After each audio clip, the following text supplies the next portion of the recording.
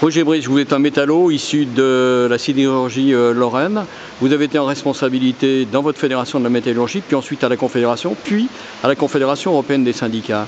Vous étiez aujourd'hui dans un colloque à Lyon sur les questions d'unité d'action entre la CGT et la CFDT dans l'histoire, et vous avez raconté un petit peu ce qui s'était passé au début des années 70 dans la métallurgie.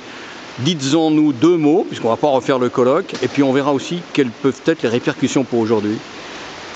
Eh bien, c'était simplement un rappel historique d'une expérience que je qualifierais d'exceptionnelle au début des années 70.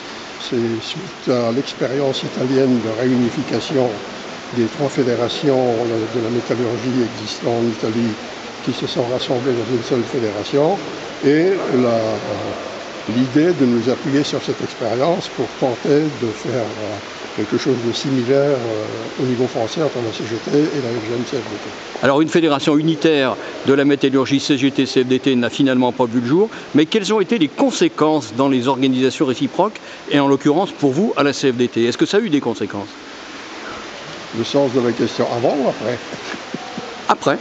Après, il y a les conséquences, j'ai plus de difficultés à en parler dans la mesure où je suis parti à la Confédération en 1975. Je n'étais donc plus en responsabilité à la Fédération de la métallurgie sur ce thème, mais disons que ça s'est délité petit à petit sans que ça fasse de casse particulière.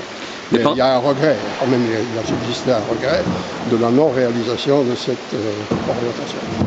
Alors finalement, cette expérience qui a duré quelques années, au début des années 70, est-ce qu'elle peut dire quelque chose pour les syndicalistes d'aujourd'hui du XXIe siècle?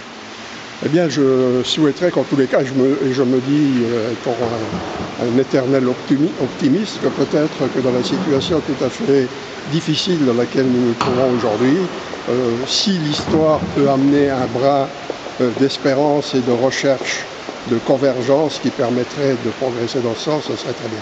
Il y a des axes possibles? Ça, c'est plus à moi de le dire, je suis retraité, il faut demander ça aux responsables confédéraux. Non, mais dans ce que vous voyez, qui sont les préoccupations des salariés, ou même sur les territoires d'ailleurs, parce qu'on a parlé des territoires. Oui, eh bien, il y a des axes possibles, mais je pense qu'il y a l'engagement syndical en tant que tel, mais ça c'est donc aux organisations en place de trouver un certain nombre de voies et de moyens et de convergence. Et ensuite, il faut aussi s'appuyer sur les réalités territoriales et peut-être davantage impliquer les territoires, impliquer la base dans un certain nombre d'orientations et de décisions.